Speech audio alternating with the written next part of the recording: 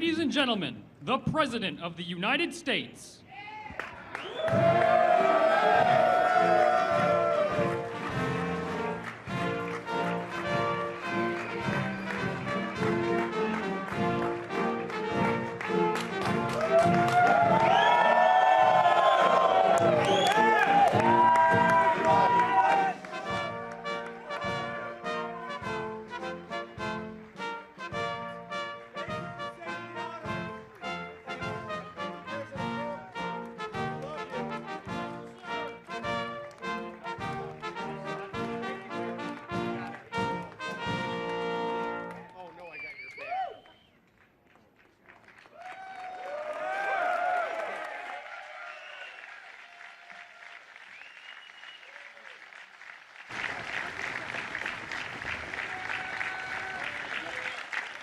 Thank you very much. Thank you. Nice crowd. What a good-looking group of people. Well, we have some very, very good news today, and a lot of good things are happening for our country. Please sit down. My fellow Americans, this is Liberation Day, waiting for a long time. April 2nd, 2025 will forever be remembered as the day American industry was reborn, the day America's destiny was reclaimed, and the day that we began to make America wealthy again. We're going to make it wealthy, good and wealthy. For decades, our country has been looted, pillaged, raped, and plundered by nations near and far, both friend and foe alike. American steel workers, auto workers, farmers, and skilled craftsmen, we have a lot of them here with us today.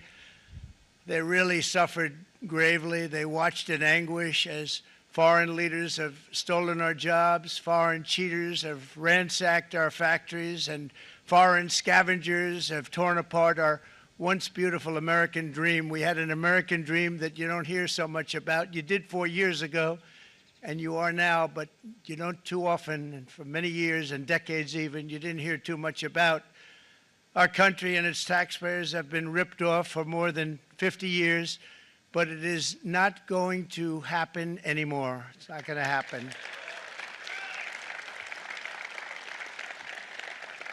In a few moments, I will sign a historic executive order instituting reciprocal tariffs on countries throughout the world. Reciprocal, that means they do it to us and we do it to them. Very simple. Can't get any simpler than that. This is one of the most important days, in my opinion, in American history. It's our declaration of economic independence. For years, hardworking American citizens were forced to sit on the sidelines as other nations got rich and powerful, much of it at our expense.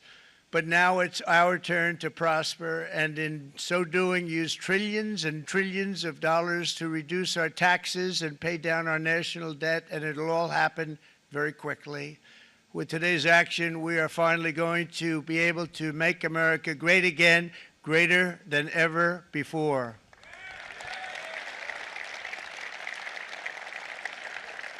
Jobs and factories will come roaring back into our country, and you see it happening already.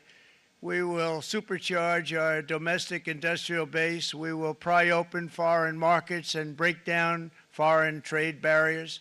And ultimately, more production at home will mean stronger competition and lower prices for consumers. This will be indeed the golden age of America. It's coming back. We're going to come back very strongly. We're pleased to be joined on this momentous occasion by Vice President J.D. Vance. J.D., thank you. Thank you. Thank you very much. Where are you, J.D.? No, that wasn't too hard to find. I was looking, you know, he likes to take a low-key attitude, so it'd usually be sitting right in front. He's gaining a lot of confidence, Mike, isn't he? And nearly my entire cabinet is here, as well as Speaker Mike Johnson, who's done an amazing job. And with the great success we had last night in Florida, we have a majority of 7. And 7's like a lot when we had it at 1, right? You've done a fantastic job, and many of the members of the House and Senate are with us. Senators, congressmen, thank you all for being with us. We appreciate it. For decades, the United States slashed our trade barriers on other countries, while those nations placed massive tariffs on our products and created outrageous non-monetary barriers to decimate our industries. And in many cases, the non-monetary barriers were worse than the monetary ones. They manipulated their currencies, subsidized their exports, stole our intellectual property, imposed exorbitant VAT taxes to disadvantage our products, adopted unfair rules and technical standards, and created filthy pollution havens. They were absolutely filthy, but they always came to us and they said, we're violating, we should pay for it. It's all detailed in a very big report by the U.S. Trade Representative on Foreign Trade Barriers, and I'll just hold it up for you. It's available, and you don't have to pay too much. As I understand it, you'll pay nothing. It's a lot of work for something, actually, because it's a special book. It's very, frankly, it's very upsetting when you read it, when you see what people have been doing to us for 30 years. This all happened with no response from the United States of America, none whatsoever. But those days are over. Let me offer just a few examples of the vicious attacks our workers have faced for so many years. The United States charges other countries only a 2.4 tariff on motorcycles. Meanwhile, Thailand and others are charging much higher prices, like 60%. India charges 70%. Vietnam charges 75%, and others are even higher than that. Likewise, until today, the United States has for decades charged a 2.5 tariff. Think of that, 2.5% on foreign-made automobiles. The European Union charges us more than 10% tariffs, and they have 20% VATs, much, much higher.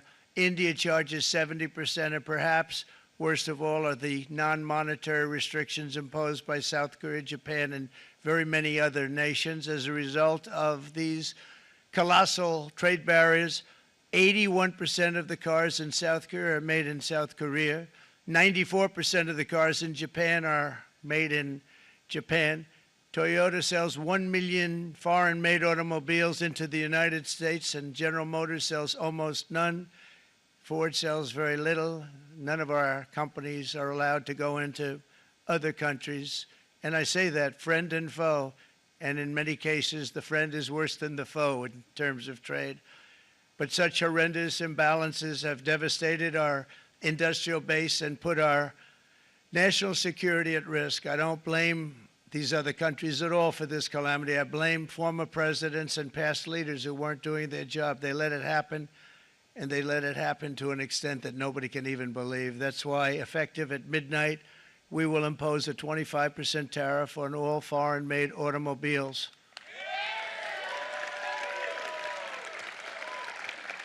Thank you.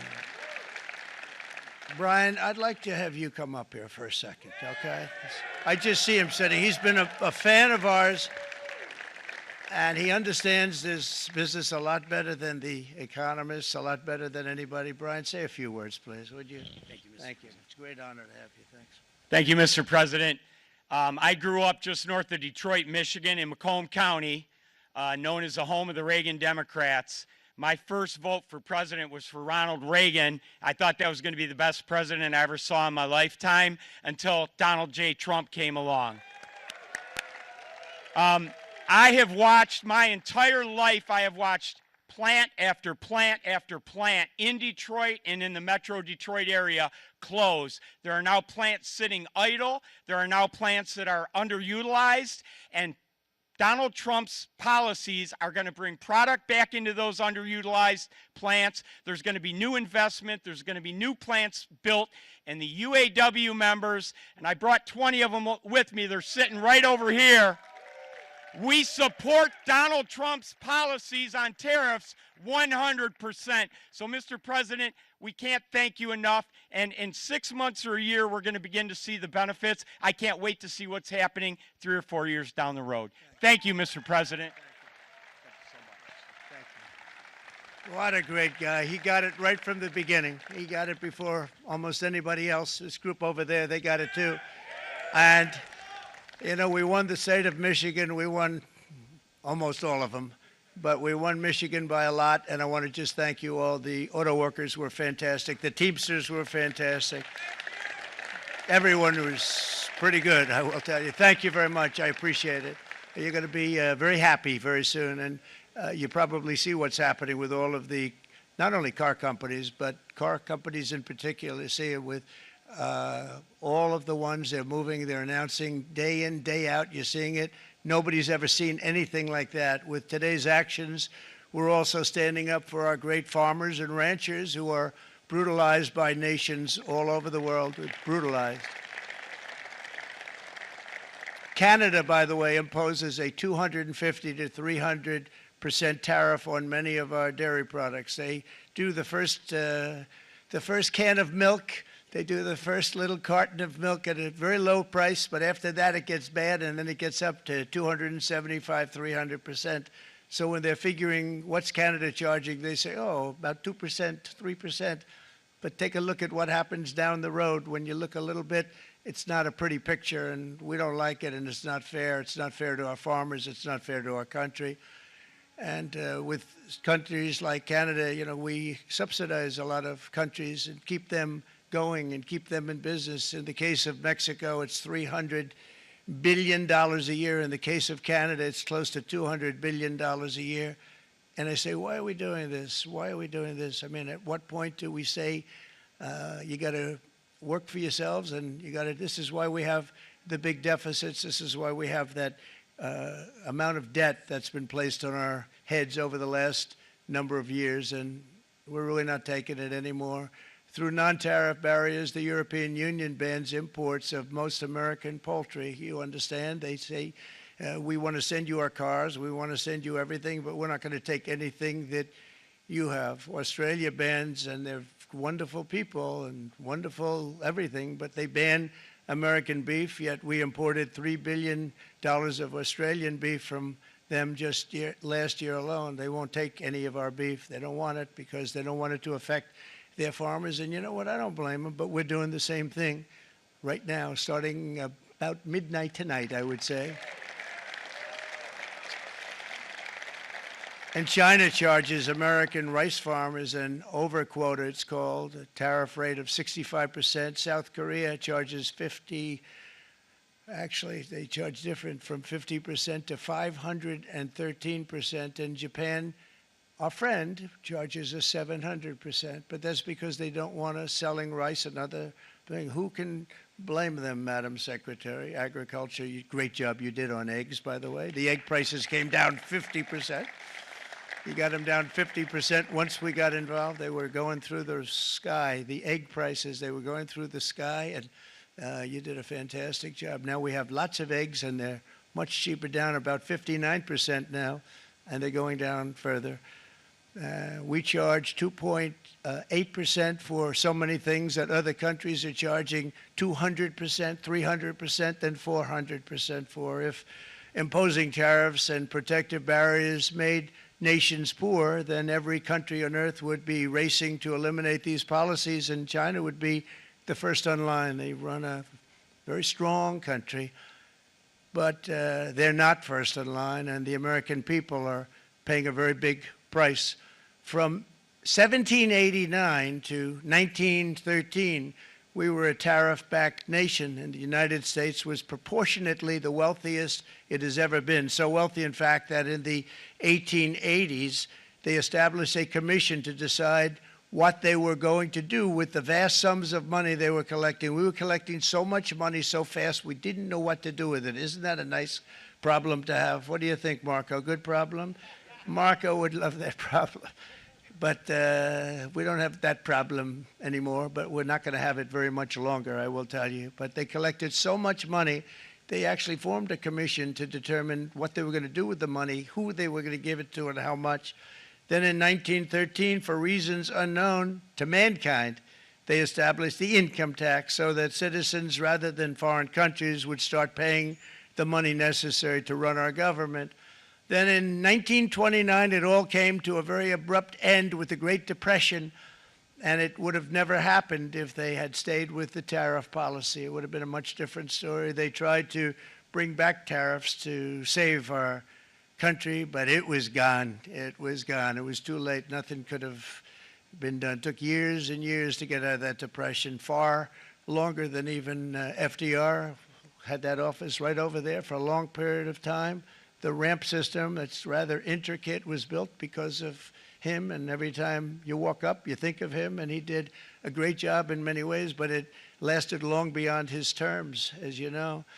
But it's not too late any longer, and we're going to start being smart, and we're going to start being very wealthy again. We're going to be wealthy as a country because they've taken so much of our wealth away from us. We're not going to let that happen. We truly can be very wealthy. We can be so much wealthier than any country. It's not even believable, but we're getting smart. Nearly a century later, in the face of unrelenting economic warfare, the United States can no longer continue with a policy of unilateral economic surrender. We cannot pay the deficits of Canada, Mexico, and so many other countries. We used to do it. We can't do it anymore. We take care of countries all over the world. We pay for their military. We pay for everything they have to pay, and then when you want to cut back a little bit, they get upset that you're not taking care of them any longer. But we have to take care of our people, and we're going to take care of our people first, and I'm sorry to say that.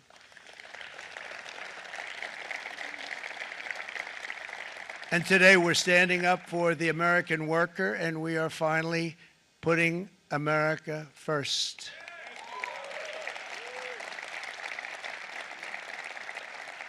In Sleepy Joe Biden's last year in office, the United States hemorrhaged 100,000 manufacturing jobs, and the number was going through the roof at levels never seen before.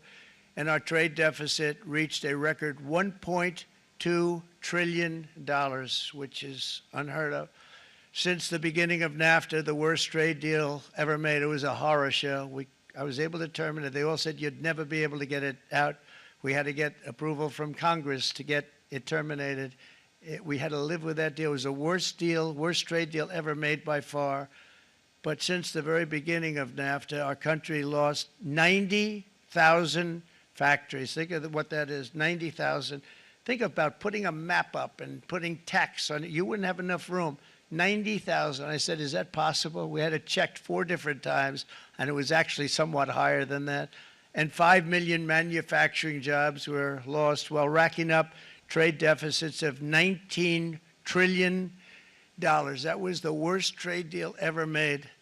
As a result of these gigantic losses, foreign nations now own $26 trillion more of American assets than think of this, than the Americans own of their own foreign assets or other foreign assets. The United States can no longer produce enough antibiotics to treat our sick. We have a tremendous problem. We have to go to foreign countries to treat our sick. If anything ever happened from a war standpoint, we wouldn't be able to do it. We import virtually all of our computers, phones, televisions, and electronics. We used to dominate the field, and now we import it all from different countries. A single shipyard in China now produces more ships every year than all of the American shipyards combined. Think of that.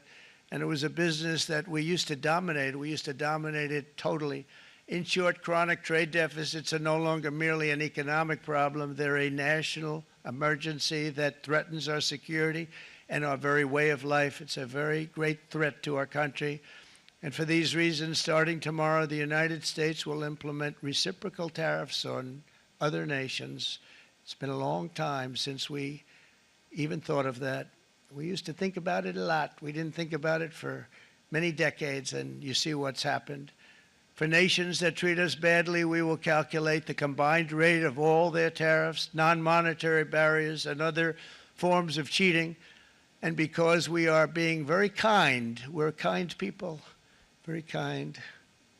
You're not so kind when you got ripped off with your salaries. My auto worker friends and my Teamster friends and all of the unions that typically voted Democrat, they're not voting Democrat anymore because worker, whether union or non-worker, they're for the Republicans now.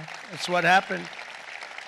But we will charge them approximately half of what they are and have been charging us. So The tariffs will be not a full reciprocal. I could have done that, yes, but it would have been tough for a lot of countries. We didn't want to do that. I'd like to see the chart if you have it.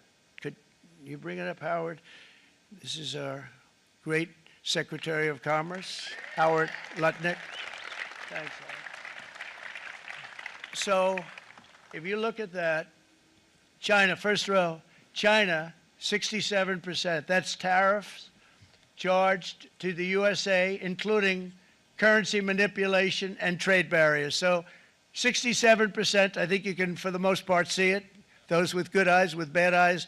We didn't want to bring, it's very windy out here. We didn't want to bring out the big charts because it had no chance of standing. Fortunately, we came armed with a little smaller chart. So it's 67%, so we're going to be charging a discounted reciprocal tariff of 34%. I think, in other words, they charge us, we charge them less. So how can anybody be upset? They will be, because we never charge anybody anything, but now we're going to charge. European Union, they're very tough, very, very tough traders. You know, you think of European Union, very friendly. They rip us off. It's so sad to see. It's so pathetic. 39%, we're going to charge them 20%, so we're charging them essentially half. Vietnam, great negotiators, great people. They like me, I like them. The problem is they charge us 90%. We're going to charge them 46% tariff. Taiwan, where they took all of our computer chips and semiconductors. We used to be the king, right? We were everything. We had all of it. Now we have almost none of it, except the biggest company is coming in. We're going to end up with almost 40%. Lee Zeldin's working to get their approvals. And it's an amazing company. Mr. Wei, of one of the great companies of the world, actually, they're coming in from Taiwan, and they're going to build one of the biggest plants in the world, maybe the biggest for that. But 64%, we're going to charge them 32%. Japan, very, very tough, great people. And again, I don't blame the people for doing it. I think they're very smart in doing it. I blame the people that sat right in that Oval Office, right over there, right behind the Resolute desk or whichever desk they chose. Japan, 46%. They would charge us 46%, and much higher for certain items like cars, you know, little items like cars. 46%, we're charging them 24%. India, very, very tough, very, very tough. The Prime Minister just left, and he's a great friend of mine, but I said, you're a friend of mine, but you're not treating us right. They charge us 52%. You have to understand, we charge them almost nothing for years and years and decades, and it was only 7 years ago when I came in, we started with China and charged them. We took in hundreds of billions of dollars from China in tariffs, and they understood, honestly. President Xi understood. He said, look, I understand, and the other countries, and they all understand. We're going to have to go through a little tough love, maybe, but they all understand. They're ripping us off, and they understood it. Prime Minister of Japan, Shinzo Abe.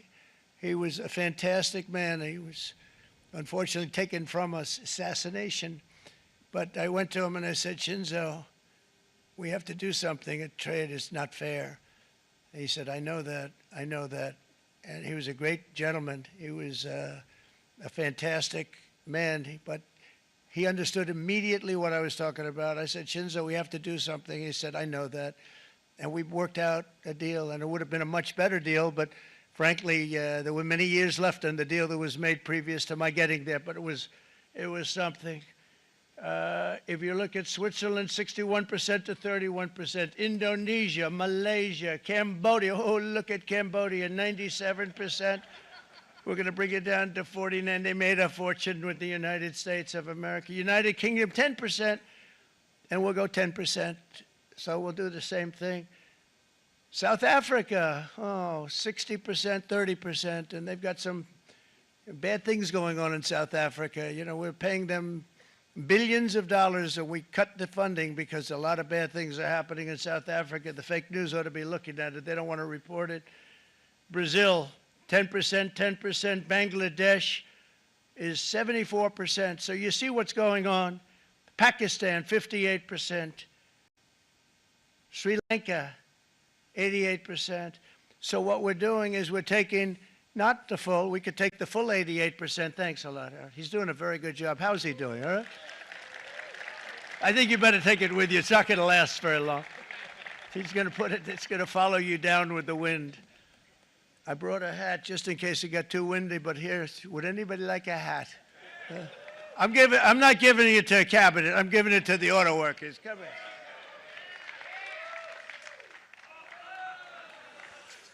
Thank you, fellas. Get it. That's it. That's it. They deserve it more than our cabinet. Our cabinet has plenty of hats. But you see the numbers. The numbers are so disproportionate. They're so unfair. At the same time, we will establish a minimum baseline tariff of 10%. You notice that on the chart? And that'll be on other countries to help rebuild our economy and to prevent cheating. So we're going to have a minimum of cheating, and we're going to be very severe on the people that at the gate that watch the tariffs and watch the product coming in, because there's been a lot of bad things happening at the gate because the money is so enormous that you're talking about. There's never been probably anything like it in terms of the enormity, and there are a lot of bad things happen at the people that do the check-in, and they're looking at 10-year jail sentences if they do play. We're going to treat them so good, but if they cheat, the repercussions are going to be extremely strong. Foreign nations will finally be asked to pay for the privilege of access to our market, the biggest market in the world. We're right now the biggest market in the world. We had a great country 4 years ago in terms of the economics. We were doubling up on China. We were doing so well. Nobody was going to catch us, but so much of it slipped away over the last 4 years under Biden. I campaigned on this policy throughout last year, and today that promise was made, and it was also a promise, as you know, that was kept. Promises made, promises kept. To any company that objects to our common sense reciprocal tariffs, again, reciprocal, back and forth, back and forth. And I call this kind reciprocal. This is not full reciprocal. This is kind reciprocal. But what we do is we cut it in half. We charge them. My answer is very simple if they complain. If you want your tariff rate to be zero, then you build your product right here in America, because there is no tariff if you build your plant, your product in America. And we've seen companies coming in like we've never seen before. Likewise to all of the foreign presidents, prime ministers, kings, queens, ambassadors, and everyone else who will soon be calling to ask for exemptions from these tariffs. I say, terminate your own tariffs, drop your barriers, don't manipulate your currencies. They manipulate their currencies like nobody can even believe, which is a bad, bad thing and very devastating to us. And start buying tens of billions of dollars of American goods. Tariffs give our country protection against those that would do us economic harm. And many people were looking to do us economic harm. Maybe not so obviously, but they were doing tremendous economic harm. But even more importantly, they will give us growth. These tariffs are going to give us growth like you haven't seen before, and it'll be something very special to watch. I am so looking forward, and Brian, it's going to happen even faster than you said. You know, you might say, but it's already started. It's already started. Work's already begun on plants all around the country, and you see that as before. These are big, rich companies. We have $61 billion started on a big plant going up. It's going to be announced over the next 2 days, and they already started work. Many of these the biggest companies in the world, they've committed to build, build, build. We're going to build, build, build, sir. And they came here to see me, and they wanted to know if they could have a press conference. I do as many as I can. I'm pretty busy trying to stop Russia and Ukraine and the Middle East. We got to stop that. We got to stop the Houthis, which we're making tremendous. They like shooting ships down and out of the water, sinking ships. They get a kick out of it, but they're not getting such a kick out of it now, are they, Mr. Secretary? They're not getting such a kick out of that now. But here are just a short list of some of the companies that have already announced and committed to investment. And this is a company that built its factories and its plants in China. Apple is going to spend $500 billion. They never spent money like that here. They're going to build their plants here. SoftBank, OpenAI, and Oracle, great companies, are investing $500 billion almost immediately.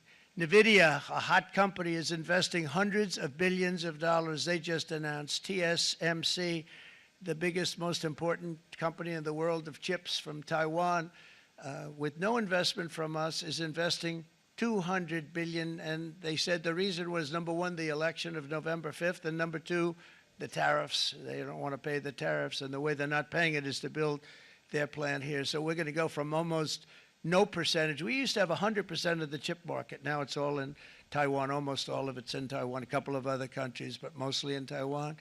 And think of it, we had 100%. We lost it because of people in that office that didn't do their job. They allowed it to be stolen from us. Johnson & Johnson, great company, $55 billion. Eli Lilly, $27 billion.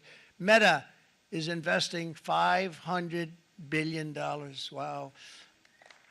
DeMac is investing $20 billion. CMA, CGM, $20 billion. And then you have Merck and Clarios, Stellantis, General Motors, GE Aerospace, Honda, Nissan, Hyundai are all putting in billions and billions of dollars, and they're committed 100%.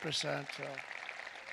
And we've never had, and this is after 2.5 months. This is after just a short, this all took place as soon as we came out with what everybody wanted to do. You know, I watched a gentleman today on television, used to work with Lee Iacocca, a very respected automobile person, and he said, you know, because they're asking people, and they try and get as many negative people as they can, but they can't find them too much. It's pretty hard to find in terms of what we're doing, especially when they see all this investment.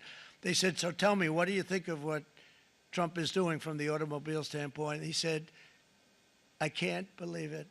Somebody is finally, he's an older guy, real pro, really top guy, with Lee Iacocca. He said, I never thought I'd see the day when this would happen, where somebody had the courage to go and do what has to be done.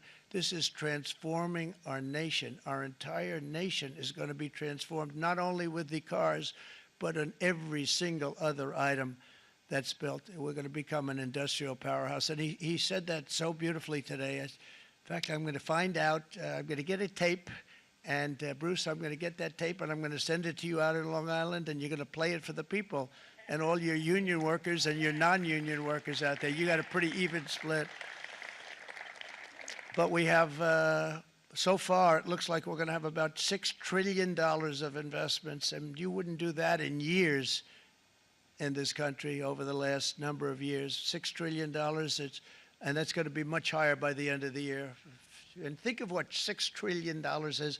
You wouldn't have even a small percentage of that under this other system. We're going to be an entirely different country, and it's going to be fantastic for the workers. It's going to be fantastic for everyone. There will never have been a transformation of a country like the transformation that's already happening in the United States of America. It's an incredible thing to watch, and it's incredible to meet with the top people, people that you read about, very wealthy people, or people that are great managers and executives and presidents of big public companies, and to watch the enthusiasm they have now that they didn't have. They gave up on our country. They went to foreign countries and they built. Companies are pouring into our country at levels never seen before, with jobs and money to follow, and it's really beautiful. In the coming days, there will be complaints from the globalists and the outsourcers and special interests and the fake news. Always, the fake news will always complain. But never forget, every prediction our opponents made about trade for the last 30 years has been proven totally wrong. They were wrong about NAFTA. They were wrong about China. They were wrong about the Trans-Pacific Partnership, which would have been a disaster if I didn't terminate it. If I didn't terminate that, United Auto Workers, you would have had no jobs in this country. You would have had no jobs. It was all going to other countries. In my first term, they said tariffs would crash the economy. Instead, we built the greatest economy in the history of the world. And again, I have great respect for President Xi of China, great respect for China, but they were taking tremendous advantage of us, and I commend them for that. I say, hey, if you can get away with it, that's okay. But, you know, they understand exactly what's happening, and they probably, most of them are saying it's about time they did something, but, and they're going to fight, and they're going to fight fair. Everyone's going to fight. You know, it's like, I say to the leaders, look, you got to take care of your country, but we have to start taking care of our country now. We can't do what we've been doing for the last 50 years. From the day of my election, the stock market went up in my first term 88%, with NASDAQ going up 155%, more than any president has ever had in any term in office, by far. And I think we're going to blow that away. And maybe the numbers won't show, but I think they're going to show much better than even those numbers. But what you're going to see is you're going to see activity, that empty, dead sites, factories that are falling down. Those factories will be knocked down, and they're going to have brand new factories built in their place. They're not only talking about renovating, they're talking about brand new, the best anywhere in the world, the biggest anywhere in the world. I have a friend who builds car plants, and I said, I want to see the biggest and the best. He said, well, we have to go to Mexico. I said, no, I want to see it in the United States. He said, we're not building them in there. This is a year and a half ago during the campaign. He said, we're not building it. You have to go to Mexico. When I was starting to decide to run, and I went to #1 in the polls very rapidly, I want to say, like let's say in the first hour, and then shortly thereafter, it looked like I was going to win, and the fake news was saying, "Oh no, don't do this." What they don't know is if I didn't win, they would have really been in trouble, because nobody wants to read them anyway. But I tell you what, when it looked like I was going to win, I announced that I was going to be doing exactly what we're talking about today. Great consistency, actually, because I've been talking about it for 40 years, but because I saw what was happening 40 years ago. If you look at my old speeches when I was young, very handsome, my old speeches, and that people would say I'd be on a television show, I'd be talking about how we were being ripped off by these countries. I mean, nothing changes very much. The only thing that changed were the countries, but nothing really changes. But it's why it's such an honor. It's such an honor to be finally able to do this.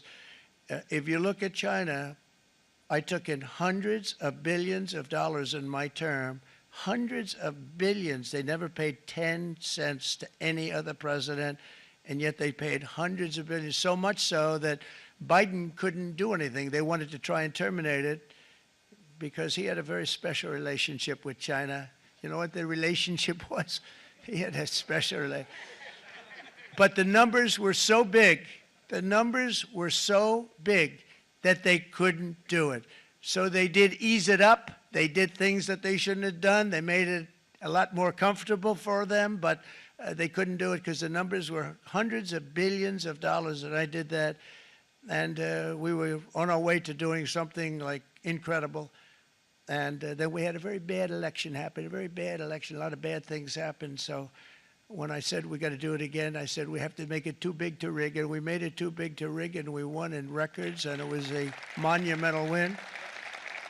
And it was such an honor to see so many of you, like Brian and your friends, here with us to celebrate, and to more importantly celebrate what we're doing, because that wouldn't be a full celebration if we didn't do this, because this will be an entirely different country in a short period of time.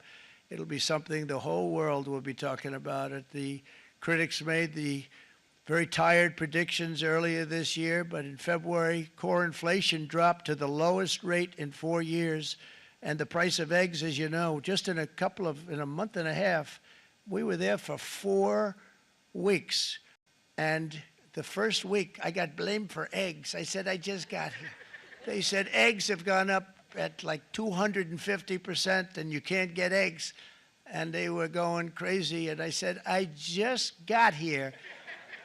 And then we got to work on eggs, and we got to work on everything. And our great Secretary of Agriculture, you did a fantastic job. Brooke Rollins, she did a fantastic job. And as I said before, the price of eggs dropped now 59%, and they're going down more, and the availability is fantastic. They were saying that for Easter, please don't use eggs. Could you use plastic eggs? I said, we don't want to do that. We want to, and you really came through. It's an amazing job. Thank you very much, Brooke. You did great.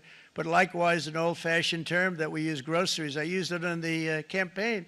It's such an old-fashioned term, but a beautiful term, groceries. It sort of says a bag with different things in it. Groceries went through the roof, And I campaigned on that. I talked about the word groceries for a lot. And energy costs now are down, groceries are down, gasoline is way under $3, and people are beginning to be able to buy things and live again. We brought prices way down. We created 10,000 already in a few weeks, new manufacturing jobs, and it was that took place in 1 month, numbers that they haven't seen in a long time. We had virtually no inflation under my term. We had virtually no inflation for 4 years. But after transitioning over to Sleepy Joe, it went from almost non-existent to the highest in the history of our country. They're the highest inflation in the history of our country, brought up by energy and bad spending and bad policy, and a lot of bad things happened. How about allowing millions and millions and millions of people to pour into our country with open borders, where it's so sad to see even now. And I see our great secretary of You Have Done. Stand up, please, Christy. Stand up. Christy Noem. And Tom Homan. These people are doing a great job, but gotten them out in records. We have problems with judges that don't want them to go out. They want Tren de Aragua, and they want MS-13, the most vicious gangs ever. Nobody's ever seen anything like it. Absolute killer gangs. They kill people. They don't even think about it. And we put them out, and we have judges now, radical left judges that they don't want them to go out. They want them to even be brought back. Let's bring them back. You've done a fantastic job, and please thank everybody. Homeland Security, thank everybody. Appreciate it. And we now have a border that's the best border that we've ever had, even better than it was my first term. My first term we did good, but this one we really specialized in. We've done really well. And we had records then. We had the best, safest border. 4 years ago, we had the best border there ever was. And now we have, you've actually matched it and done even better. And we're going to get it down the right way. And we want people, by the way, to come into our country, but we want to come in through a legal process. We want them to come in legally. We need more people. We need people to run these plants and to help the auto workers and the Teamsters and the non-union people and everybody else. But we need people and the farmers. And we're going to let people come in, but they want to come in. We want them to come in legally. They have to have the capability of loving our country, not people that hate our country. We don't want them in our country. And now we're going to pass the largest tax cuts in American history, and that's where we're relying on Mike and John Thune. And we will not cut Social Security, Medicare, or Medicaid benefits, and the Democrats will, because if they got in, the entire economy would collapse. This country was heading for a collapse under the people that you saw. They were horrible. I think one of the reasons people like the job, I have my highest approval ratings because I think they're comparing me to the worst administration in the history of our country, so I appreciate that at least. But Speaker of the House Mike Johnson and Senate Majority Leader, appreciate it, Mike. John Thune have been fantastic, by the way. But they've been working tirelessly on taking the next step to pass the plan for our one big, beautiful bill. I'd like to name it that if you can. One big, beautiful. I made that statement about 6 months ago, and everybody calls it one big, beautiful bill. And it will be that. It'll have everything, the big tax cuts and every incentive there is. And it'll be fantastic. And by the way, for the cars, we're asking for an interest deduction on a loan. So if you build the car, only in America we do it, Brian. If the car's not built in America, you don't get the interest rate deduction. But if you build the car in America, if you buy a car, if it's built in America, then you get an interest rate deduction, tax deduction, and that's a big thing. It's going to be a big thing. I think that's going to pay for itself very quickly, that deduction. Never happened. We've never had anything like that before. Somebody said, where do you get the idea? Because it's so basic. You would think that would have happened a long time ago. It never did, and I'm very happy it didn't, because now I can say that was my idea. But we're going to get us closer to the debt extension. We have to get the debt extension passed, and I know you're going to be able to do that, Mike, and it's very important that you do that. And all of the other things that the Senate budget plan gives us, along with working, because I know they're working together, John and Mike, and the two bills are going very well together. We need to get our shared priorities done, including certain permanent tax cuts. We want the tax cuts to be permanent, spending cuts, energy and historic investments in defense, border, and so much more. We're covering everything. These will be phenomenal. There'll be no bill like this going to straighten. One bill is going to straighten out our country for many, many years to come. And we said, let's just do it and let's get it done. And some guys will love it and some guys will like it a little bit less because they're not getting what they were exactly looking for, but they're getting a lot. They'll never, if we get this done, it'll be the most incredible bill ever passed in the history of our Congress and Senate and congressmen, the senators and the congressmen, many of whom are here today, will be very proud of themselves. I really believe that it's going to set us on a whole new prosperous path. We're going to cut spending and right-size the budget back to where it should be. We're going to do that very strongly. Thank you, Rick. Thank you. John, thank you. Oh, look at all of our senators over there. Oh, boy, that's a nice group of people. But I won't like them so much if they don't get this bill done. That's a great group. And Congressman, thank you very much. I appreciate it. Tremendous people. The Senate plan is my complete and total support, and the House plan likewise is very similar. They're moving along pretty much at the same clip, and as soon as you're ready, you'll show it to me, and I'm sure it'll have my support, Mike.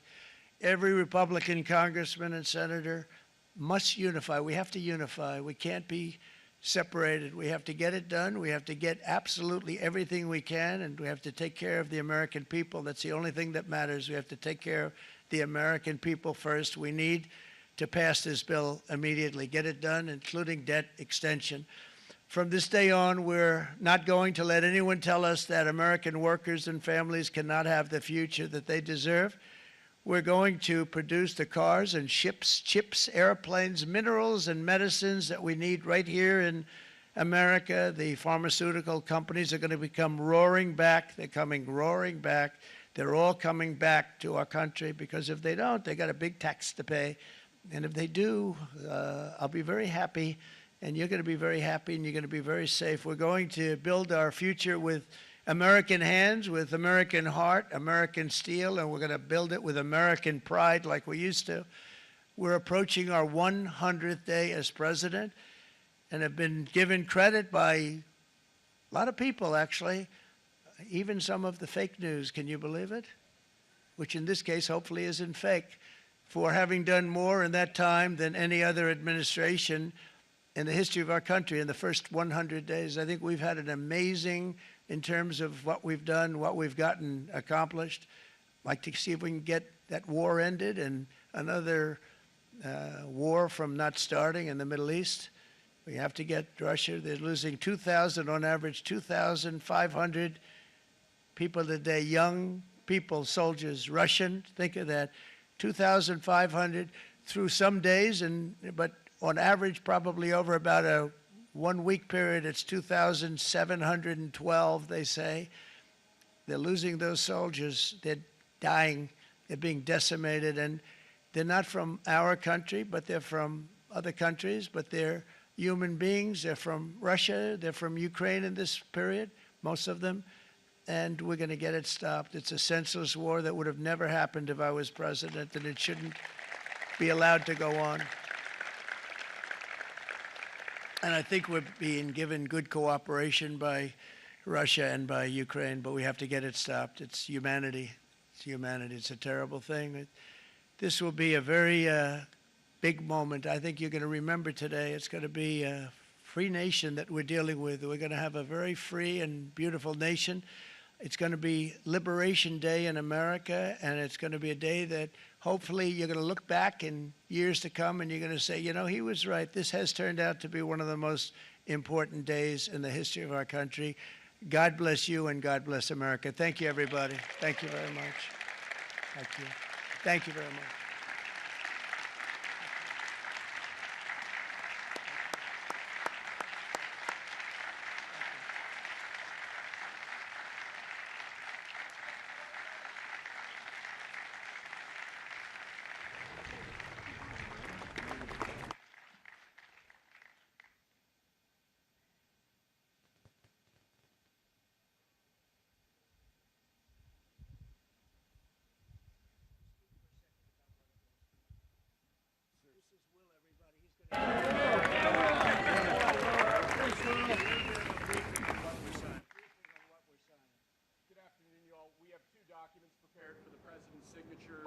closes what's referred to as the de minimis loophole with respect to imports from the U.S.